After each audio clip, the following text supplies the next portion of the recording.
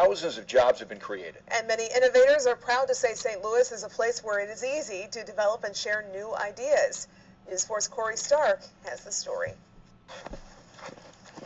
Josh and Jordan, two Missouri State Championship sprinters at MICDS, have put hours into training, and what they're training in was developed by a St. Louis startup.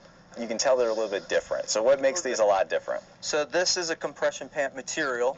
However, what we did is we actually took real resistance bands and stitched them into the product. Wow. So these are perfect for somebody that wants to have that resistance but not put a lot of weight on a joint. St. Louis native Aaron Modern is the founder of AGOGIE, one of 200 companies that operates out of downtown St. Louis's T-Rex building. T-Rex is a nonprofit incubator which provides low-cost and flexible workspace for startups. That community of entrepreneurs has been invaluable for Modern's business. My COO, he worked for Nike for 7 years. He lives in St. Louis. He's from St. Louis.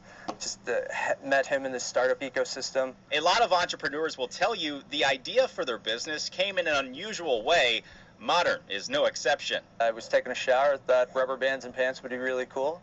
So I called two of my NFL buddies up, and they gave the founding money to start this side of the business. Now, 2 years later, we have a little over 250 pro athletes between the NFL, MLS, MLB, NHL, NBA, all wearing our product. All over St. Louis, there are startup success stories like Modern's. Since 2011, the young businesses at T-Rex have been responsible for creating 3,500 jobs in St. Louis. Many of those businesses are growing and giving back to St. Louis, like AGOGIE. They're sponsors of our Missouri Track and Cross Country Coaches Association. They give away pairs in our raffle. They're doing everything they can to get their product out there. There's a nice bit of resistance that helps me feel like I'm working a lot harder than it would feel like if I only had to run a couple of meters. Overall, hundreds of St. Louis startups are sprinting to the finish line, many working together to get over the hurdles ahead. The ride's been up, down, left, right. It's just been a lot of fun. Corey Stark, News 4. To read the full Forbes article that ranks St. Louis as the #2 city for startups in the country, head over to our website, KMOV.com.